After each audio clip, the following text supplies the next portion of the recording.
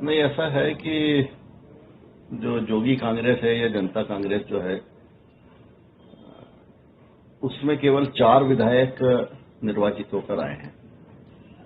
और जैसा कि आप कह रहे हैं और जैसा मैं भी न्यूज में देख रहा हूं, 4 में से 2 विधायक, एक तो देवव्रत सिंह और एक प्रमोद शर्मा है शायद, ये 2 विधायक जो हैं, ये अभी इन्होंने पहले भी इन्होंने एक स्टेटमेंट दिया था 1 साल पहले, और अभी फिर से एक स्टेटमेंट दिया है कि हम अलग विघटन करके अलग बैठेंगे और अलग दल बनाएंगे।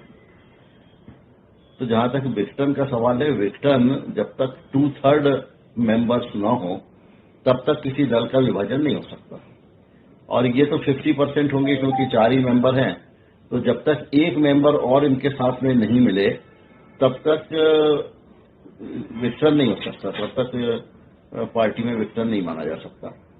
ये जरूर है कि जिस प्रकार यदि ये लोग अलग बैठते हैं या स्पीकर को अलग लिख कर देते हैं, मांग करते हैं कि अलग बैठें, तो अध्यक्ष अलग बैठने की भी अनुमति मेरे मत में नहीं दे सकते, क्योंकि अब ये तय हो गया है कि जिस चुनाव चिन्ह के ऊपर निर्वाचित होकर आए हैं उस चुनाव चिन्ह पर ही वो मेंबर रहेगा जब तक कि उसकी सदस्यता समाप्त नहीं हो जाती।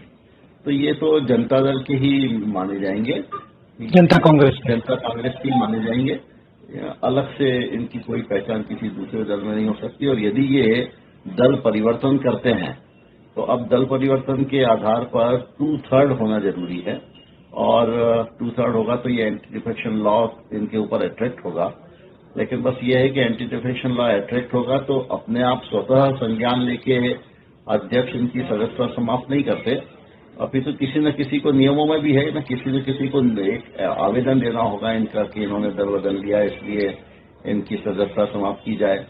फिर एक वो लंबी प्रक्रिया है, स्पीकर उसको विचार करेंगे, हो सकता है स्पीकर स्वयं विचार करें क्योंकि उसमें समय का बंधन नहीं है स्पीकर के ऊपर। तो ये सब पॉलिटिकल स्थिति कैसी है उसके ऊपर डिपेंड होता है, क्योंकि कई राज्यों में पहले हुआ है कि दल परिवर्तन कर लिया, उसके बाद भी अध्यक्ष ने 3-3, 4-4 साल तक कोई जजमेंट नहीं किए। मेघालय में तो दल परिवर्तन करने के बाद में एक सदस्य मंत्री परिषद में सम्मिलित हुआ, लेकिन उसका दल परिवर्तन के आधार पर उसका निर्णय अध्यक्ष ने नहीं किया। फिर वो लोग सुप्रीम कोर्ट गए, सुप्रीम कोर्ट ने निर्णय कहा कि अध्यक्ष जल्दी निर्णय करें, लेकिन फिर भी अध्यक्ष ने नहीं किया। और इस प्रकार 3 साल निकाल दिया, ऑलमोस्ट पूरा समय निकाल दिया, और वो मंत्रिमंडल का सदस्य बना रहा। और अंततः सुप्रीम कोर्ट ने ही जजमेंट में ये कहा कि इसको मंत्रिमंडल से हटाया जाए, तब वो मंत्रिमंडल से हटा। तो अब पॉलिटिकल सिचुएशन बहुत कुछ अब अध्यक्ष के ऊपर डिपेंड करता है। यदि ये लोग अलग बैठने की या अलग वो मांग करते हैं तो उनके खिलाफ कुछ दल परिवर्तन के आधार के ऊपर कोई आवेदन आता है तो अध्यक्ष के ऊपर ही सब दारोमदार रहेगा। मेरे मत में ये 2 मेंबर मिलके विघटन नहीं कर सकते, इनका दल का विभाजन नहीं हो सकता। मतलब सर, कहने का साफ ये है कि जो संवैधानिक व्यवस्था है कि अध्यक्ष खुद फैसला नहीं ले सकते अभी फिलहाल, अगर जब तक 2/3 ना हो जाए वो। नहीं, अध्यक्ष फैसला तो ले सकते हैं, विभाजन के संबंध में फैसला नहीं ले सकते। विभाजन भी, हाँ जी, विभाजन